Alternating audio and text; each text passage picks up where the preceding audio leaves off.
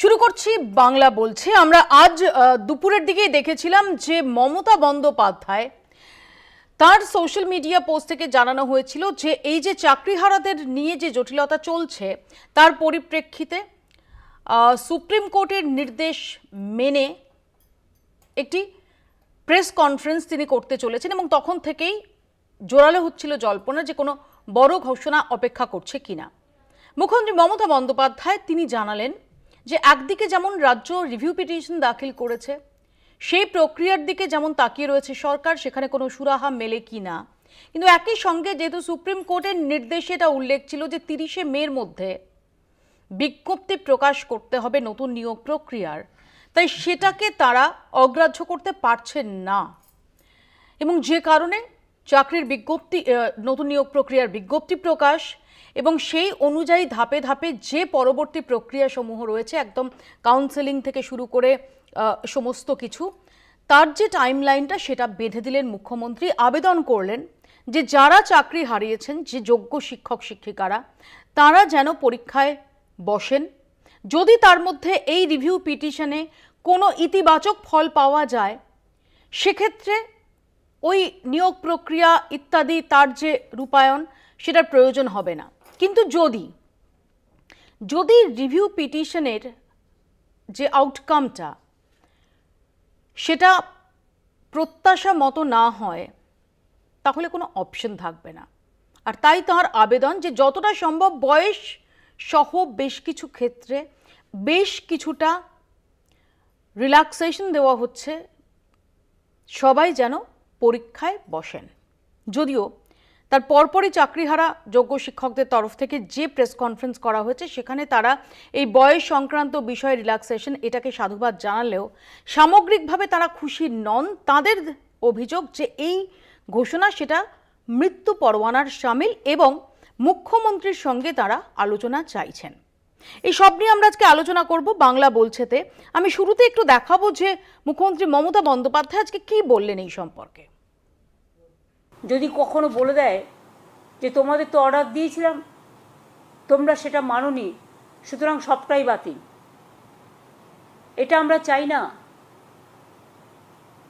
যে সুপ্রিম কোর্টের নির্দেশ অনুযায়ী আমরা আমাদের সবটাই রেডি করে রাখব। যদি রিভিউয়ে বলে আপনাদের পরীক্ষা দিতে হবে না, আপনাদেরটা অ্যাকসেপ্টেড করা হলো, লিস্ট বাতিল করা হলো না, তাহলে আমরা নিশ্চয়ই সুপ্রিম কোর্টের কথা শুনব, তখন এটা আসবে না। কিন্তু আমরা একটা হাতে টাইম নিয়ে করেছি এই কারণে যে যাতে রিভিউ পিটিশনও চলবে আর আমাদের প্রসেসটাও 31শে মের মধ্যে করতে বলেছে, নোটিফিকেশান করতে বলা হয়েছে। আপনারা স্কুলে যাচ্ছেন যান, ডিসেম্বর পর্যন্ত তো অলরেডি সুপ্রিম কোর্ট বলেই দিয়েছে মাইনে পাবেন, আর তার মধ্যে আপনারা পরীক্ষাটায় বসুন। আপনাদের এজ রিল্যাক্সেশনও করা হচ্ছে, এক্সপিরিয়েন্স ব্যাপারটাও দেখা হচ্ছে। সুতরাং আমি আশা করি আপনারা যথাযথ জায়গায় ফিরে আসার জন্য মর্যাদা সহকারে সসম্মানে নিজেদেরটা রক্ষা করুন। নিশ্চয়ই সুযোগ আসবে, সুযোগটার সদ্ব্যবহার করুন। কিন্তু এতে সন্তুষ্ট নন আন্দোলনকারী চাকরিহারারা। তারা কি বলছেন একটু শোনাবো। ওনার যে প্রেস বিবৃতি তাতে করে আমাদের মনে হলো আজকের যে নোটিফিকেশনের বার্তা উনি দিলেন এটা পরিষ্কার সমস্ত যোগ্য শিক্ষক শিক্ষিকা এবং শিক্ষাকর্মীদের জন্য একটা মৃত্যু পরোয়ানা উনি আজকে আমাদের জন্য ঘোষণা করলেন। এক্সপিরিয়েন্সের মার্কস যেটা বলা হলো যে একটা এক্সপিরিয়েন্সের মার্কস আমাদেরকে দেওয়া হবে, এই এক্সপিরিয়েন্সের মার্কসটা কিভাবে দেওয়া হবে, কত দেওয়া হবে, ইয়ার বেসিসে দেওয়া হবে নাকি যারা 2016 যোগ্য ক্যান্ডিডেট ছিল নট স্পেসিফিক্যালি ফাউন্ড টেন্টেড তাদেরকে দেওয়া হবে, এই ব্যাপারটাও আমাদের কাছে ক্লিয়ার নয়, এটাও ধোঁয়াশা। চাকরিহারারা তারা মুখ্যমন্ত্রী মমতা বন্দ্যোপাধ্যায়ের সঙ্গে আলোচনা চাইছেন। আমি সরাসরি চলে যাব, আমাদের সঙ্গে রয়েছেন শুভঙ্কর, আমার সহকর্মী। শুভঙ্কর, আজকে মুখ্যমন্ত্রী মমতা বন্দ্যোপাধ্যায় তার প্রেস কনফারেন্স থেকে বিস্তারিতভাবে এক্সপ্লেন করে দিয়েছেন যে কোন পরিস্থিতিতে দাঁড়িয়ে এই নোটিফিকেশন তাদের ইস্যু করতে হচ্ছে, কারণ সেটা সুপ্রিম কোর্টের নির্দেশই রয়েছে। এবং একই সঙ্গে তিনি বলছেন এই যে এক ধাক্কায় এতজনের চাকরি চলে যাওয়া সেটা সরকারের কোনো সিদ্ধান্ত নয়, সুপ্রিম কোর্টের সুনির্দিষ্ট একটা নির্দেশ, সেই নির্দেশের পরিপ্রেক্ষিতে যে পরিস্থিতি এই মুহূর্তে রয়েছে সেটা সুপ্রিম কোর্টের নির্দেশ সাপেক্ষে যাতে তার একটা সলিউশন বের করা যায়, কারণ সুপ্রিম কোর্টের নির্দেশটাকে কোথাও অগ্রাহ্য করা যাবে না। আবার রিভিউ পিটিশনও একই সঙ্গে দাখিল করা হয়েছে, তাই এই নিয়োগ প্রক্রিয়ার যে নোটিফিকেশন সেটা জারি করতে হচ্ছে এবং এই যে ফার্দার যে প্রসিডিওর, যতক্ষণ অবধি না রিভিউ পিটিশনের কোনো আউটকাম আসছে ততদিন অবধি সেটা যেন যথাযথভাবে ফলো করা হয়। এটাতে আপত্তি কোথায় চাকরিহারাদের? কেন তারা মনে করছেন যে এটা তাদের কাছে মৃত্যু পরোয়ানার শামিল? দেখো, তার মূল কারণ হচ্ছে তারা চেয়েছিলেন যে রিভিউর মাধ্যমে তারা যাতে তাদের কাজের স্থায়িত্ব পান বা কাজের তারা ফিরে আসতে পারেন, এবং সেই রিভিউ পিটিশন সরকারের তরফ থেকে যখন দাখিল করা হয়েছিল তখনও কিন্তু তাদের অভিযোগ ছিল যে তাদেরকে ধোঁয়াশায় রেখে রিভিউ পিটিশন দাখিল করা হয়েছে। কিন্তু তাও তারা এদিক থেকে কিছুটা সুনিশ্চিত ছিল যে অন্ততপক্ষে আজ মুখ্যমন্ত্রী মমতা বন্দ্যোপাধ্যায় তিনি যে সাংবাদিক বৈঠক করবেন সেখান থেকে কিছু আশার বার্তা তিনি শোনাবেন। কিন্তু তারা জানাচ্ছেন যে নেতাজি ইন্ডোর স্টেডিয়ামে মুখ্যমন্ত্রী যে বার্তা দিয়েছিলেন সেখানে অনেকটা মানবিক তিনি ছিলেন। আজকে অনেকটা দেখা গিয়েছে যে লিগ্যাল দিকগুলো নিয়ে তিনি তুলে ধরেছেন, আইনি দিক তুলে ধরেছেন, এবং সেখানেই তাদের আপত্তি। তারা জানাচ্ছেন যে তাদেরকে বাঁচানোর অনেক রকম দিক রয়েছে, তার মধ্যে যেমন সুপার নিউমেরিক পোস্ট রয়েছে, একই সঙ্গে সঙ্গে কিন্তু রিভিউ পিটিশনে গিয়ে তাদেরকে বাঁচানো যেতে পারে। এবং কেন সরকার মনে করছে যে চাকরির পরীক্ষাই তাদের দিতে হবে? আজ 7 থেকে 8 বছর তারা চাকরির পরীক্ষা দিয়ে তারা শিক্ষকতা করেছেন। আজ এই মুহূর্তে যদি তাদের পরীক্ষা দিতে হয় তাহলে কিন্তু তারা বলছেন যে তাদের যারা পড়িয়েছেন, অর্থাৎ যেসব স্টুডেন্টদের তারা পড়িয়েছেন তারা এই সময় এসে তাদের সঙ্গে চাকরির পরীক্ষা দেবে, সেটা তাদের কাছে যেরকম লজ্জাজনক। একই সঙ্গে বেশ কিছু দিক তারা তুলে ধরেছে, যেমন 100% চাকরি কি এক্ষেত্রে সুনিশ্চিত করা সম্ভব হবে, এটি তারা যেরকম প্রশ্ন তুলেছেন। একই সঙ্গে সেই সময় যারা চাকরি পেয়েছিলেন সেইখানে দাঁড়িয়ে ওবিসি কোটাতে যারা চাকরি পেয়েছেন, তুমি জানো যে আজকে কিন্তু ওবিসি সংক্রান্ত একটা সমস্যা ব্যাপকভাবে দেখা দিয়েছে, যেটি সুপ্রিম কোর্টে এই মুহূর্তে সেই মামলা বিচারাধীন।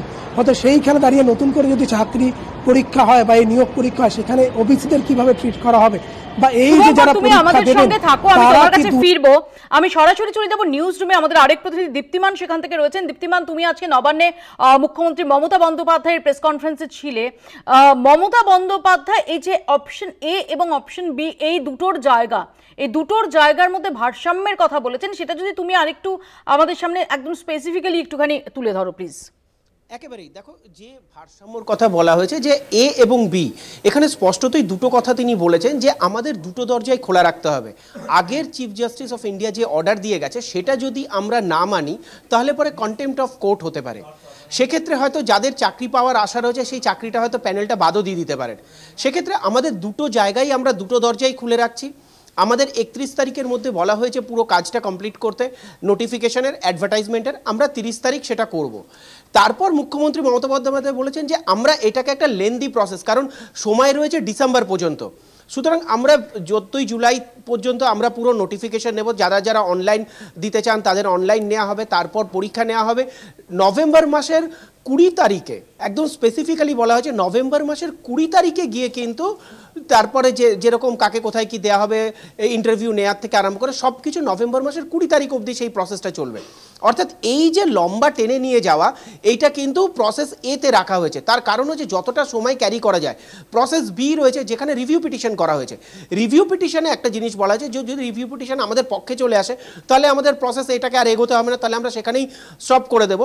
সেক্ষেত্রে প্রসেস এটাও যাতে পাশাপাশি চলে এবং দুটো যেন প্যারালালি রান করতে পারে সেদিকেই নজর রেখে কিন্তু মুখ্যমন্ত্রী মমতা বন্দ্যোপাধ্যায় এই দুটো জায়গায়। তুমি থাকো আমাদের সঙ্গে দীপ্তিমান, আমি আরো একবার চলে যাব শুভঙ্করের কাছে। অর্থাৎ শুভঙ্কর, প্ল্যান এবং প্ল্যান এ এবং প্ল্যান বি এই দুটো খুব স্পষ্ট, এবং এটা মাথায় রাখতে হবে প্রত্যেককে যে গোটাটা হচ্ছে কিন্তু সুপ্রিম কোর্টের নির্দেশকে শিরোধার্য করে, এখানে কোথাও সুপ্রিম কোর্টের নির্দেশকে বাইপাস করে বা সুপ্রিম কোর্টের নির্দেশকে অগ্রাহ্য করে তাকে ডিফাই করে কোনো কিছু করার কোনো অপশন নেই। সেখানে দাঁড়িয়ে এই যে বারবার তারা ধোঁয়াশা দেখছেন, বারবার তারা প্রশ্ন জাগছে, এটা কেন? মানে এই মুহূর্তে দাঁড়িয়ে তো এই দুটো অপশন সেটা তো এক্সপ্লেন করেছেন মুখ্যমন্ত্রী, কিন্তু বলছেন যে এক হচ্ছে রিভিউ পিটিশন দাখিল করা হয়েছে, যদি রিভিউ পিটিশনে কোনো ইতিবাচক ফল মেলে তাহলে তো এগুলোর কোনো প্রয়োজনই হবে না। যদি তা না হয় তাহলে তো এই যে নির্ধারিত সময়ের মধ্যে প্রসেসটা তো এগিয়ে রাখতে হবে, অন্যথায় তো সেটা আদালত অবমাননার শামিল হবে। সেক্ষেত্রে তো পরিস্থিতি আরো কমপ্লিকেটেড হয়ে যাবে। এটা কি তারা বুঝছেন না?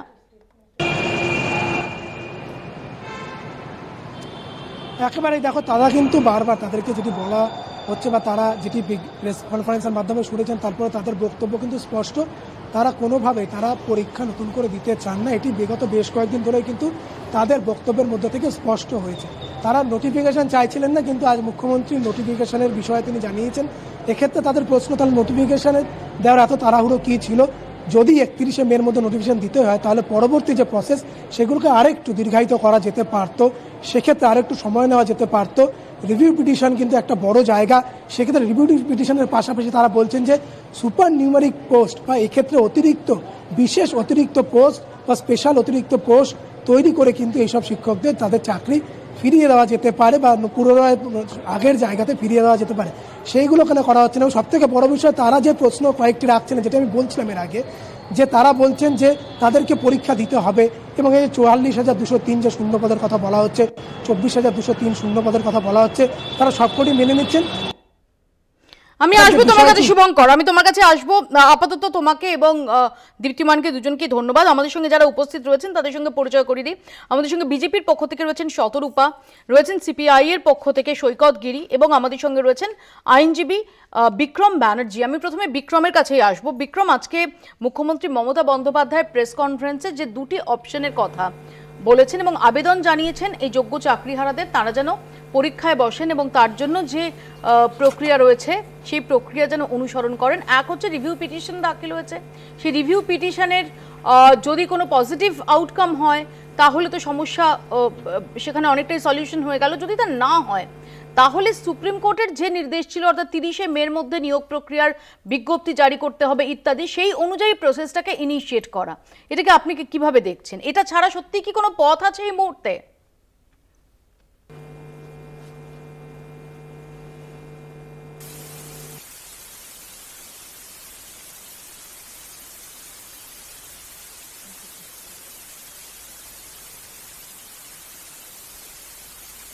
মেয়ের মধ্যে বিজ্ঞপ্তি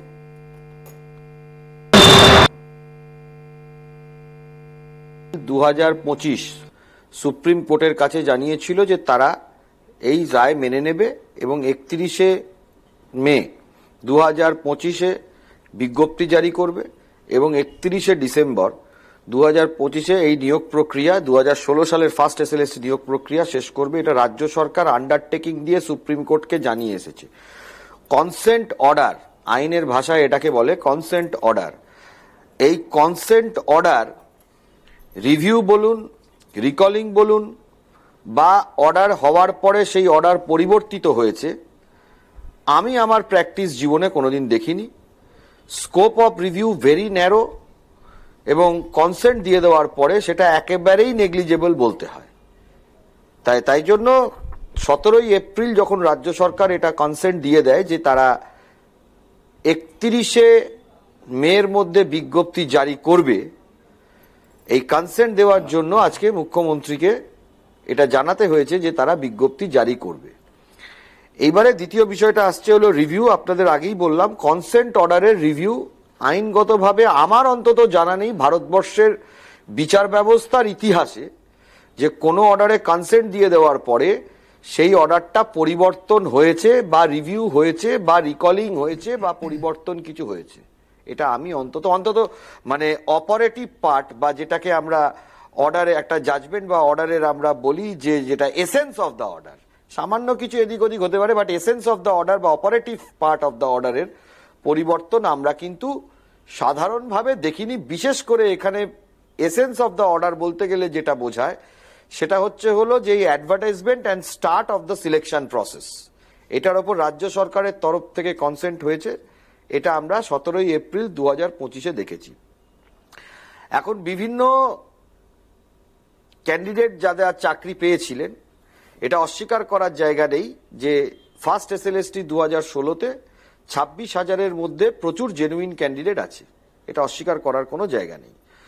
কিন্তু এটাও ঘটনা, it is admitted position, matter of record যেটা আমাদের কোর্টের ভাষায় বলে, যে এই 26,000 যারা নিয়োগ হয়েছিল ফার্স্ট এসএলএসটিতে, সেখানে প্রচুর টেন্টেড ক্যান্ডিডেট এবং অনিয়ম হয়েছিল এবং ইল্লিগাল অ্যাপয়েন্টমেন্ট হয়েছিল। বিক্রম, আমি একটু বিরত করছি, আমি আসবো আপনার কাছে। এই মুহূর্তে আমাদের সঙ্গে সরাসরি যোগ দিয়েছেন চাকরিহারা শিক্ষক নূর আমিনা গুলশান, আমি একটু নূর আমিনা গুলশানের কাছে আসবো। নূর আমিনা গুলশান, যদি একটু বলেন যে আজকে মুখ্যমন্ত্রী মমতা বন্দ্যোপাধ্যায় তিনি যে আবেদন করেছেন আপনাদের কাছে, যে একদিকে রিভিউ পিটিশন দাখিল হয়েছে, অন্যদিকে আপনারা যেন এই নিয়োগ প্রক্রিয়ার যে প্রসেসটা, সেই প্রসেসটা অনুযায়ী আপনারা যেন ইনিশিয়েটিভ নেন এবং আপনারা যেন সেই অনুযায়ী পরীক্ষায় বসার প্রস্তুতি নেন, এবং সেখানে বেশ কিছু রিল্যাক্সেশনের কথা মুখ্যমন্ত্রী বলেছেন এবং বলেছেন যদি রিভিউ পিটিশনের ফলে কোনো ইতিবাচক আউটকাম হয় তাহলে তো এসবের কোনো প্রয়োজন হবে না, কিন্তু অন্যথায় গোটা বিষয়টা আরও কমপ্লিকেটেড হয়ে যাবে। এটাকে আপনি কিভাবে দেখছেন?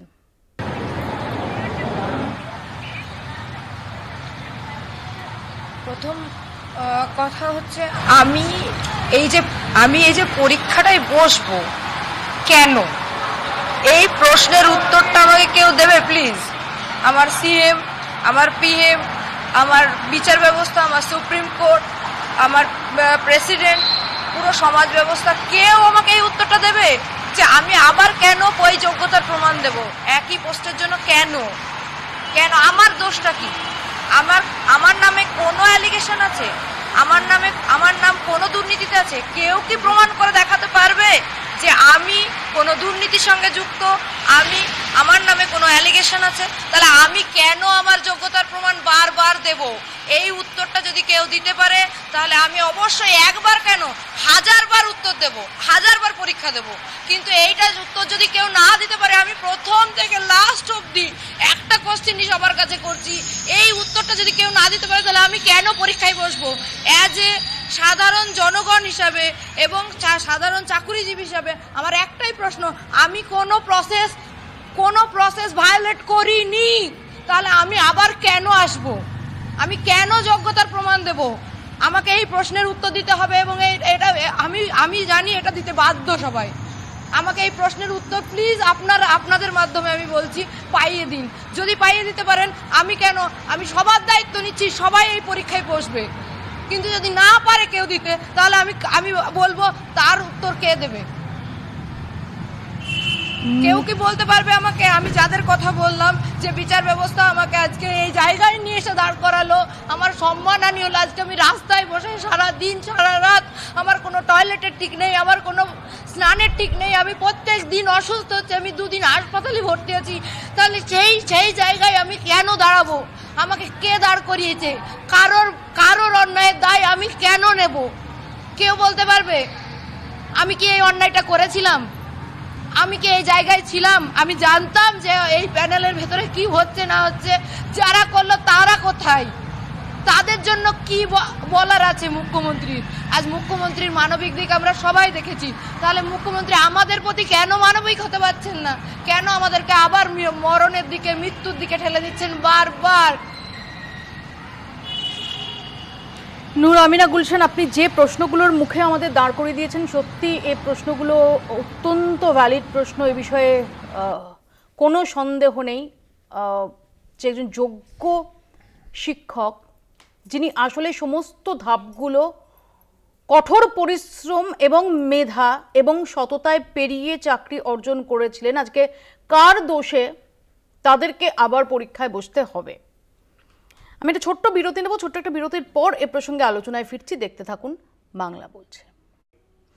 ফিরে এলাম বিরতির পর। ইতিমধ্যে আমাদের সঙ্গে যোগ দিয়েছেন সাংবাদিক, রাজনৈতিক বিশ্লেষক সুমন ভট্টাচার্য। আমি শতরূপার কাছে শুরুতে আসি। শতরূপা, মুখ্যমন্ত্রী মমতা বন্দ্যোপাধ্যায় আজকে যেটা বলছেন যে আদালতের নির্দেশ অনুযায়ী এই প্রসেসটাকে এগিয়ে রাখতে হবে, অন্যথায় যদি রিভিউ পিটিশনে, যে লক্ষ্যে রিভিউ পিটিশন করা হয়েছে সেটা যদি কার্যকর না হয় তাহলে গোটা বিষয়টা আরও কমপ্লিকেটেড হয়ে যাবে। মৌপিয়া, আজকে যখন মুখ্যমন্ত্রীর প্রেস কনফারেন্স শুনছিলাম, আমার একজন বিখ্যাত অর্থোপেডিকের কথা মনে পড়ে গেল, যিনি, ওনাকে যখন জিজ্ঞেস করা হতো যে অমুক সার্জারিতে করতেই হবে, তাহলে সার্জারি করলে কি কিছু হবে, উনি বলতেন হতেও পারে নাও হতে পারে। মুখ্যমন্ত্রীর কথাবার্তা আমার ঠিক এক্স্যাক্টলি একই রকম লাগলো। নতুন উনি কিচ্ছু বললেন না, উনি অনেক ধানাই পানাই করে একই কথা বললেন যে রিভিউ পিটিশনে গেছে, রিভিউ পিটিশন যদি হয় তাহলে অফকোর্স এগুলো সমস্ত বানচাল ক্যান্সেল হয়ে যাবে, আর নয়তো উনি আবার সেই plan A B C D E মতন, আপাতত উনি প্ল্যান A বা প্ল্যান Bতে ঠেকেছেন, একই কথা উনি বললেন। এবং ওনার যে এতদিন ধরে আমরা শুনি মানবিক মুখ, ওনার কিন্তু ওই একটাই গত 8 বছর ধরে তৃণমূল সরকারের মুখ্যমন্ত্রী এবং মুখ্যমন্ত্রীর সাঙ্গপাঙ্গদের একটাই উদ্দেশ্য, যে যারা টাকা নিয়েছে এবং যাদের কাছ থেকে টাকা নিয়ে যারা টাকা দিয়ে চাকরি পেয়েছে এবং যাদের টাকাটা দেওয়া হয়েছে তাদের যেন তেন প্রকারেণ প্রোটেক্ট করা, তাদের নাম যেন কোনো মতে না বেরোয়। এবং এই টেন্টেডদের এবং টেন্টেডরা যাদের টাকা দিয়েছে তাদের প্রোটেক্ট করার জন্য কিন্তু এই পুরো প্যারাফেনেলিয়া। নয়তো তুমি 8 বছরের মধ্যে, জাস্ট একটা সেকেন্ড সৈকত, এই 8 বছরের মধ্যে একটা বারও এসএসসি সঠিক ডকুমেন্ট দিতে পারলো না। সৈকতের কাছে প্রশ্ন, সৈকত এটা ছাড়ার অপশন কি থাকছে এই মুহূর্তে? নেই তো। প্রথমত হচ্ছে বিক্রমদার আইনগত পাঠের সঙ্গে আমি শুধু যুক্ত করতে চাই, এটা আদৌ কি আমরা সলিউশন চাইছি? আমার এটাই প্রশ্ন। সলিউশন তো অনেক আগে থেকে আমাদের দাবি ছিল যে আমিনা গুলশান এই প্রশ্নটা আমাদের সামনে তুলে ধরছেন, আমাদের সবার সামনে, সত্যি খুব ভ্যালিড প্রশ্ন। এবং সেখানে আমার প্রশ্ন, আমি জাস্ট একটা অ্যাড করব যে বিরোধীরা সলিউশন চাইছে। দেখুন, আমরা তো প্রথম দিন থেকে বলেছি অযোগ্য সরকার অযোগ্যদের বাঁচানোর জন্য যোগ্যদের রাস্তায় বসিয়েছে, তার জন্য একমাত্র সলিউশন রাজ্যের শিক্ষা দপ্তর সহ ক্যাবিনেটের মাথায় যিনি বসে রয়েছেন তার রেজিগনেশন। প্রশ্নটা ওয়ান লাইনের অ্যান্সার নয়, প্রশ্ন হচ্ছে দুটো জায়গায়। মাননীয় মুখ্যমন্ত্রী নেতাজি ইন্ডোরে প্রথমে বলেছিলেন প্ল্যান ABC রেডি রয়েছে। প্রথম দিন থেকে এই 26,000 চাকুরিহারাদের প্রতি অমানবিক সরকার তার ভূমিকা পালন করেছে। আপনি যদি দেখেন রিভিউ পিটিশন দায়ের করার যে সময়কালের মধ্যে রিভিউ পিটিশন দায়ের করা হলো, যে সময়ে কনসেন্ট দেওয়ার পর রিভিউ পিটিশনের দিকে যাওয়া হলো, এটা যে কেউ বুঝতে পারছে যে রাজ্যের সরকার আসলে বিষয়টাকে ঢিলেমি করে এই বিষয়টাকে লঘু করতে চাইছে। এতদিন অবধি সুপ্রিম কোর্টের 31শে মের মধ্যে নোটিফিকেশনের রায় যেমন আছে, তেমন এই কথাটাও সুপ্রিম কোর্টের ওই রায়ে বলা রয়েছে যারা দুর্নীতি করে চাকরি পেয়েছিল তাদের টাকা ফেরত দেওয়ার প্রক্রিয়া 31 তারিখের মধ্যে চালু করতে হবে। পাশাপাশি এই নোটিফিকেশনের পাশাপাশি সেই প্রক্রিয়ার কি কোনো এগোলো? তাহলে একজন মুখ্যমন্ত্রী কি করে সুপ্রিম কোর্টের ওই রায়কে কনসেন্ট দেওয়ার পর পুনরায় প্রেস কনফারেন্স করে বলতে পারেন যারা অযোগ্য, যারা দুর্নীতি করেছেন, টাকা ফেরত দেওয়ার কথা, তারা অন্য কোনো ডিপার্টমেন্টে তাদেরকে অ্যাড করে নেওয়া হবে? আমি সুমনদার কাছে আসি। সুমনদা, আপনি যখন ঢুকছিলেন সেই সময় দাঁড়িয়ে নূর আমিনা গুলশান যে প্রশ্নটা তুলছিলেন যে তিনি একজন যোগ্য শিক্ষক। না, নূর আমিনা গুলশানের বক্তব্য খুব গুরুত্বপূর্ণ, কিন্তু আমি একেবারে সৈকতগিরির তো ফ্যান, আপনি জানেন। আমি সৈকতের ফ্যান। তো ধরে নিন এখন বাজে 7:33, 7:35 মমতা বন্দ্যোপাধ্যায় রেজিগনেশন দিলেন। সিপিআই পার্টির সাধারণ সম্পাদক স্বপন বন্দ্যোপাধ্যায় দায়িত্ব নিয়ে এই 26,000কে কিভাবে চাকরি দেবেন যদি একটু সৈকতগিরি ব্যাখ্যা করে দেন। আরও বলি, বিজেপি রেজিগনেশন দিলে শুভেন্দু অধিকারীর কাছে, পার্লামেন্টারি ডেমোক্রেসি তো, শুভেন্দু অধিকারীর কাছে চান্স গেল। কিভাবে সুপ্রিম কোর্টের নির্দেশকে উপেক্ষা করে এই 26,000কে চাকরি দেবে যদি ব্যাখ্যা করে দেন। আচ্ছা, এটা আমি এই প্রশ্নে মমতা বন্দ্যোপাধ্যায় তো নেই ধরে নেওয়া যাক, ওনারা চেয়েছেন। এই পুরো প্রক্রিয়াটার কিন্তু একটা আগে ড্রেস রিহার্সাল ত্রিপুরায় হয়ে গেছে। ওনারা আমি আসবো,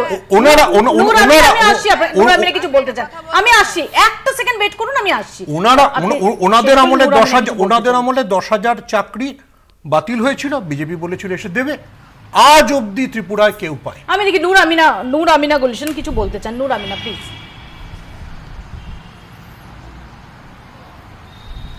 ওখানে কারা আছেন তাদেরকে আমি ব্যক্তিগতভাবে জানি না ভালো করে, আমি নামটা শুনছি, ঠিক আছে। আমি কোনো রাজনীতি, দয়া করে আমাদেরকে নিয়ে রাজনীতি করা বন্ধ করুন স্যার। আপনাদের এই রাজনীতির চক্করে পড়ে আজকে আমরা পথে বসেছি, দয়া করুন আমাদেরকে আর রাজনীতি করবেন না, দয়া করুন প্লিজ। আপনাদের এই সিপিএম, তৃণমূল, বিজেপি, কংগ্রেস এই সব বন্ধ করুন। অনেক কিছু ছিল, অনেক উপায় ছিল আমাদেরকে ফেরানোর। এই জায়গায় আজকে আমরা এসে দাঁড়িয়েছি, তার আগে অনেক কিছু করার ছিল। সেই জায়গাটা ভাবুন স্যার, ফিরিয়ে আনার কথা ভাবুন, দয়া করে রাজনীতি করবেন না। আমরা রাজনীতি চাই না, আমরা চাই আমাদের আমরা যারা যোগ্য, যারা নিজের যোগ্যতার বলে চাকরি পেয়েছি, তারা সব পদে, সব বেতনে, সব জায়গায় বহাল থাকতে। কিভাবে, কেন, কিভাবে, কোনভাবে আমি জানি না, আপনারা সেই জায়গাটা দেখুন। আপনারা দয়া করে নিজেদের মধ্যে রাজনীতি করে এন্টারটেইন করবেন না, প্লিজ এটা বন্ধ করুন। এটা আমার খুব খারাপ লাগে যে আপনারা ওখানে বসে নিজেদের মধ্যে কাদা ছোড়াছড়ি করেন। কেন স্যার, আজকে আমরা এই জায়গায় কেন আসবো? আগে কেন ভাবেননি আপনারা? আপনাদের আগে ভাবা উচিত ছিল। আজকে যখন প্যানেল নিয়ে এত কিছু হয়েছে তখন কেন কেউ ভাবেনি যে এর জন্য যারা অসহায়, যারা অ্যাকচুয়ালি দুর্নীতিতে যাদের নাম নেই তাদেরকে রাস্তায় বসতে হবে। সেই সময় অনেক কিছু করার ছিল, তখন করা হয়নি। এখনো অনেক কিছু করার আছে। আমি আইন যতটুকু জানি, যতটুকু বুঝি, তাতে আমি এইটুকুই জানি যে অনেক কিছু করার আছে, অনেক কিছু ভাবার আছে এবং এখনো চান্সেস আছে। দয়া করুন স্যার, আমাদেরকে ফিরিয়ে আনুন এবং আপনারা আপনাদের যদি ক্ষমতাটা প্রকাশ করতে চান, প্রকাশ করলে অবশ্যই আমরা আসবো, কিন্তু আপনারা দয়া করে রাজনীতি করবেন না। রাজনীতির জন্যই আজকে আমরা ডুবে গেছি। রাজনীতি করবেন না, দয়া করুন প্লিজ। আর রাজনীতি করবেন না। সবাই জায়গা থেকে কথাগুলো বলছেন সেটা সম্পূর্ণ বুঝতে পারছি। আর কি চান আপনারা? আমরা মৃত্যুবরণ করে আপনারা দাঁড়িয়ে দাঁড়িয়ে দেখবেন, হাসবেন আর আপনাদের নিজেদের মধ্যে কাদা ছোড়াছড়ি করবেন, রাজনীতি করবেন, ভোট কিনবেন? করবেন না, দয়া করুন। আমরা সাধারণ নাগরিক, আমরা চাই আমাদের যোগ্যতার বলে আমরা যে চাকরি পেয়েছি সেই চাকরিটা, এটাই আমাদের রুজি রুটি, এটাই আমাদের সব। এটা নিয়ে আমরা স্বপ্ন দেখেছি। আজকে আমি ওয়েস্ট বেঙ্গল পুলিশের কনস্টেবল পদ ছেড়ে এসেছি, আজকে আমি নার্সিং ছেড়েছি, আজকে আমি আপার প্রাইমারির কাউন্সিলিংয়ে যাইনি। সেই জায়গাগুলোকে আমাকে কেউ ফিরিয়ে দেবে? আমাকে আমার 10টা বছর কেউ ফিরিয়ে দেবে?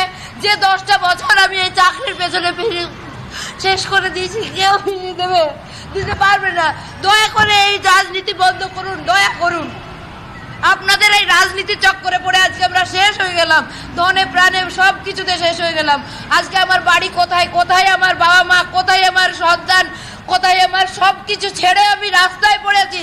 আজকে সেই ওয়াই চ্যানেল থেকে শুরু হয়েছে এখনো পর্যন্ত একটা আসার জন্য যে আমি স্কুলে ফিরবো, আমি আমার চাকরি করবো, আমি আমার স্টুডেন্ট নিয়ে থাকবো। এখনো পর্যন্ত কেউ একটা কথা বলতে পারলো না।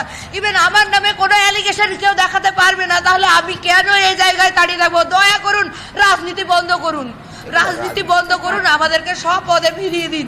অনেক কিছু করার আছে স্যার, আপনারা পারলে চাইলে অনেক কিছু করতে পারেন, সেগুলো করুন, রাজনীতি করবেন না, দয়া করুন।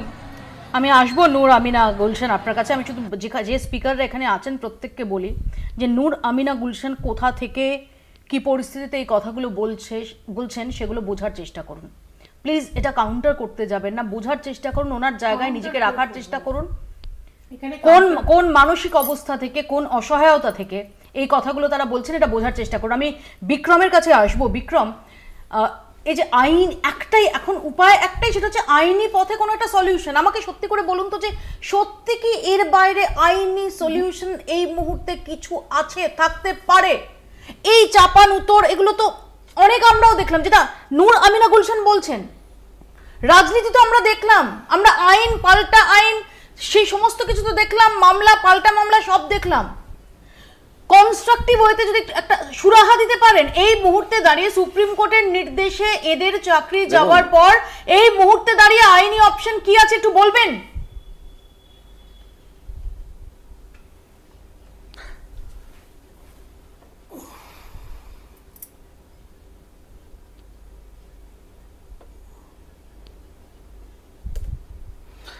দেখুন, আপনাকে আমি একটা কথা বলি, আমি রাজনৈতিক অ্যাঙ্গেলে কোনো কথাই বলতে চাইছি না, আমি জাস্ট আইনে যেটা আছে সেটা বলতে চাইছি।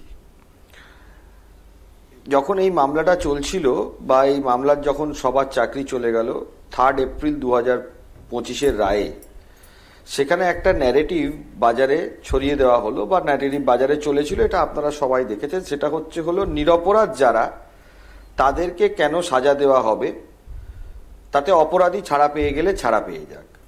এই যে থিওরিটা, এই থিওরিটা কিন্তু অ্যাকচুয়ালি ক্রিমিনাল জুরিসপ্রুডেন্সের থিওরি, এটা সার্ভিস জুরিসপ্রুডেন্সের থিওরি না। সার্ভিস আপনাকে মনে হয় বিক্রম যে নূর আমিনা গুলশানদের কাছে কোনটা সার্ভিস জুরিসপ্রুডেন্স আর কোনটা ক্রিমিনাল জুরিসপ্রুডেন্স এতে এক বিন্দু কিছু যায় আসে? আমি বলছি এক বিন্দু কিছু যায় আসে?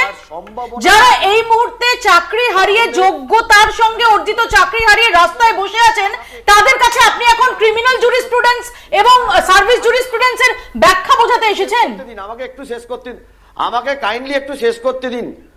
মৌপিয়াদি আমাকে একটু শেষ করতে দিন, মৌপিয়াদি আমাকে একটু শেষ করতে দিন। না না না না, মৌপিয়াদি আমাকে একটু শেষ করতে দিন, আমাকে শেষ করতে দিন, মৌপিয়াদি আমাকে শেষ করতে দিন। আমি এখনো শেষ করিনি, আমার 2 মিনিট টাইম লাগবে। কি করলে কি সলিউশন কি না সলিউশন 2 মিনিট সময় লাগবে আমার, শেষ করতে দিন। এখানে সার্ভিস জুরিসপ্রুডেন্সে যদি থাকে যে একটা প্যানেল বেরোলে সেই প্যানেলে একজনও টেন্টেড ক্যান্ডিডেট থাকার সম্ভাবনা থাকে, তাহলে পুরো প্যানেলটা বাতিল হবে। তার মানে এটা দাঁড়ায় যে যদি জেনুইনদের কোনো একটা লিস্ট হাইকোর্ট বা সুপ্রিম কোর্টে হিয়ারিং চলাকালীন বা আইনত একটা কনফার্ম লিস্ট যে এর মধ্যে একটাও টেন্টেড ক্যান্ডিডেট নেই, এই সার্টিফাই যদি করে যখন শুনানি চলছিল কোর্টের কাছে দেওয়া হতো, সুপ্রিম কোর্ট বা হাইকোর্ট বারবার যেটার কথা জিজ্ঞেস করেছে এবং সেটা অর্ডার শিটে হাইকোর্টের 242 নম্বর প্যারাগ্রাফে রেকর্ড আছে, হাইকোর্টের 265 নম্বর প্যারাগ্রাফে রেকর্ড আছে। সেখানে রাজ্য সরকার এবং স্কুল সার্ভিস কমিশন স্পেসিফিক বলেছে আমরা বলতে পারবো না কতজন ইললিগাল অ্যাপয়েন্টমেন্ট হয়েছে। এই স্ট্যান্ড যদি রাজ্য সরকার এবং স্কুল সার্ভিস কমিশনের তরফ থেকে যদি আদালতে নেওয়া হয়, তাহলে আমি জিজ্ঞেস করছি দর্শকদের কাছে যে কোন কোর্ট পুরো প্যানেল বাঁচিয়ে রাখবে? এটা সম্ভব? যদি আদালতে বলে যে আমরা বলতে পারবো না, এবং এটা স্পেসিফিক অর্ডারের মধ্যে লেখা আছে, স্কুল সার্ভিস কমিশন এবং রাজ্য সরকার বলছে যে we cannot say the number of illegalities could not be determined in exactitude, quote unquote বলেছে রাজ্য সরকারের তরফ থেকে। আর স্কুল সার্ভিস কমিশন বলেছে কোট আনকোট 242 নম্বর প্যারাগ্রাফে possibilities of further illegalities exist. দেখুন, বাজারে অনেক কিছু বলে দেওয়া যায়, কিন্তু quote unquote on record division বেঞ্চে বলেছে, এবং 42 নম্বর প্যারাগ্রাফ সুপ্রিম কোর্টের প্যারাগ্রাফে সুপ্রিম কোর্ট অবজার্ভ করেছে যে এই যে ইলিগ্যালিটি যেটা হয়েছে সেটা রাজ্য সরকার কভার আপ করার চেষ্টা করেছে। Now what? টেন্টেড 5000 দিয়ে দিলাম কি 6000 দিয়ে দিলাম, তাতে সলিউশন হলো না। জেনুইন ক্যান্ডিডেট কজন, আমি আইনের কথা বলছি, কোনো রাজনৈতিক কথা বলছি না, জেনুইন ক্যান্ডিডেট কজন তার লিস্টটা কোথায়?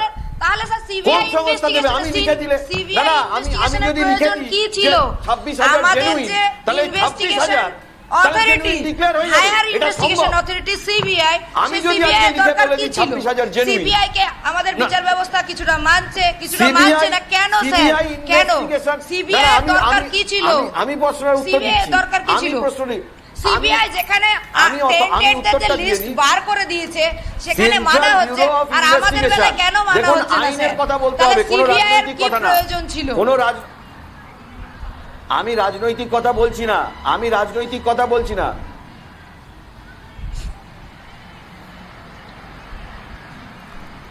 টেন্টেডদের লিস্ট বার করেছে, আমি উত্তর দিয়ে নিচ্ছি, আমি এই প্রশ্নটার উত্তর দিচ্ছি।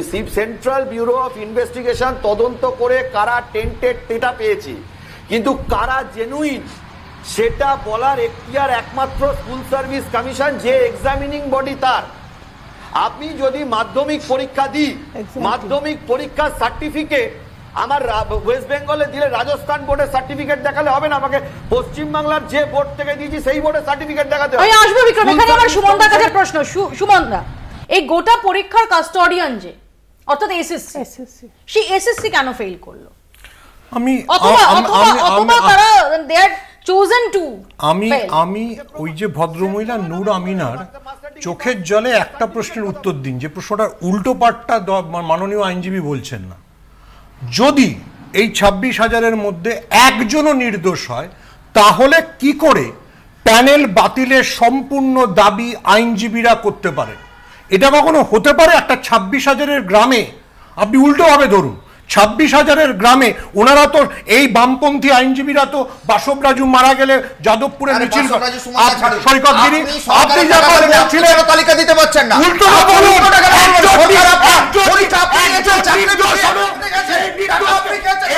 বিরোধীরা উত্তর দেবে, আপনার সরকার কি করছে? নূর আমিনা আপনার এসএসসি নির্বাচন লড়েছে,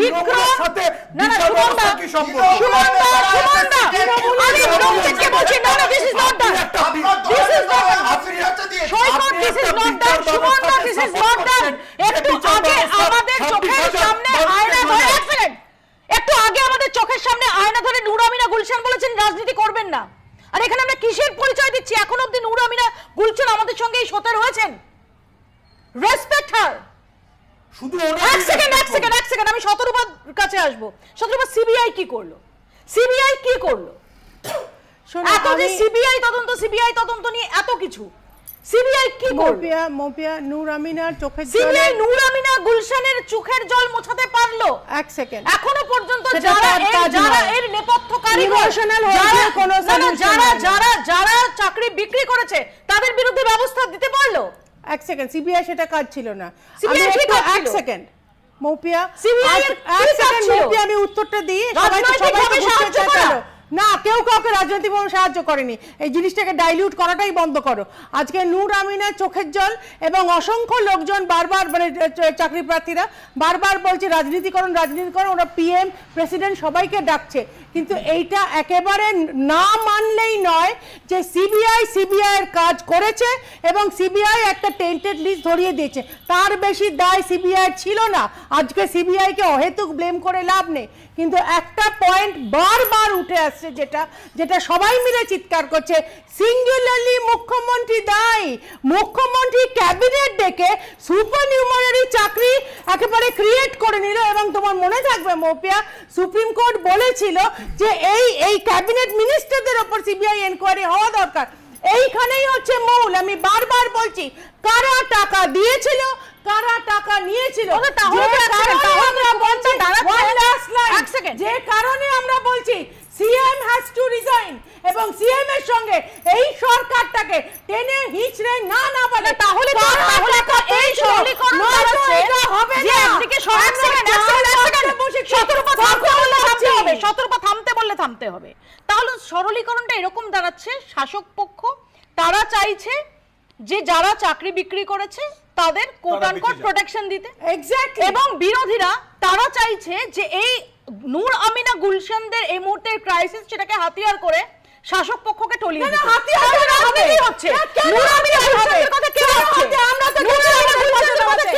আমাদের রাজ্য সভাপতি বলেছিল যে রিভিউ করতে চায় আমাদের legal cell BJP legal cell free help করে দেবে আমাদের মাননীয় রাজ্য সভাপতি সেই দিন বলেছিল তো সেই জন্য ওরা ব্লেম করবে যে সমস্ত একদম শেষে নূর আমিনা এক সেকেন্ড নূর আমিনা গুলশানের কাছে আসবে এক সেকেন্ড নূর আমিনা গুলশান এক সেকেন্ড উল্টে আমাদেরই বলা হচ্ছে আমরা রাজনীতি থামতে বললে থামতে হবে নূর আমিনা গুলশানের কাছে আসবো একদম শেষে আমি 1 মিনিট একটু জানতে চাই আপনার কাছে নূর আমিনা গুলশান যে আপনারা মুখ্যমন্ত্রীর সঙ্গে আলোচনা চাইছেন কি এক্সপেক্ট করছেন আপনারা খুব সংক্ষেপে আমাদের এখনো এক্সপেকটেশন একটাই যেহেতু আমাদের কোনো রকম অন্যায় নাম নেই কোনো দুর্নীতিতে নাম নেই সুতরাং আমাদেরকে কেন পরীক্ষায় বসানো হচ্ছে বা কেন বাধ্য করা হচ্ছে সুপ্রিম কোর্টের দোহাই দিয়ে কেন আমি আমাদের একটাই দাবি মুখ্যমন্ত্রী আমাদের সঙ্গে বসুন এবং প্ল্যান বি অর্থাৎ রিভিউ পিটিশন বলুন বা কিউরেটিভ বলুন বা আদার্স যা আছে সেইগুলো কাজে লাগিয়ে আমাদেরকে ফিরিয়ে আনা হোক এইভাবে আমাদেরকে মৃত্যুদণ্ড দেওয়া বন্ধ করা হোক আমাদের সময় একদম শেষ আপনাকে অনেক ধন্যবাদ আমাদের সঙ্গে আপনি যোগ দিয়েছেন এই মানসিক অবস্থার মধ্যেও আমরা জানি না শেষ পর্যন্ত কোন দিকে এর জল গড়াবে সত্যি রিভিউ পিটিশনে কিছু বেরিয়ে আসবে কিনা আজকে যারা আন্দোলনরত যারা মুখ্যমন্ত্রীর সঙ্গে দেখা করতে চাইছেন সেই পথে কোনো প্রগ্রেস হবে কিনা নাকি যে পরিকল্পনা এই মুহূর্তে যে বিজ্ঞপ্তি জারি হচ্ছে সেই বিজ্ঞপ্তি অনুযায়ী নিয়োগ প্রক্রিয়ার প্রসেস সেটা কতটা কার্যকরী হবে সত্যি আমাদের এটা জানা নেই আমরা ওই নূর আমিনা গুলশানের ওই কথাটাকে মাথায় রেখেই বলবো যে সলিউশন বেরোনোর চেষ্টা করা হোক সরকার বিরোধী উভয় পক্ষ মিলে এটা রাজনীতির সময় নয় একটা সলিউশন একটা কার্যকরী সলিউশন বের করার চেষ্টা হোক এবং ডেফিনেটলি যারা এর নেপথ্যে রয়েছে যারা এর চক্রী তাদের বিরুদ্ধে ব্যবস্থা হোক নূর আমিনা গুলশানের মতো যারা যোগ্য চাকরিহারা তারা এর মাসুল দিতে পারেন না তাদের কষ্ট লাঘব করার জন্য, তাদের সম্মানজনকভাবে চাকরিতে পুনরায় স্থাপন করার জন্য, তাদের জায়গাটা ফিরিয়ে দেওয়ার জন্য রাজনীতি নয়, সদর্থক ভূমিকা পালন করা হোক। আপাতত বাংলা বলছে এখানেই শেষ করছে। দেখতে থাকুন কলকাতা টিভি।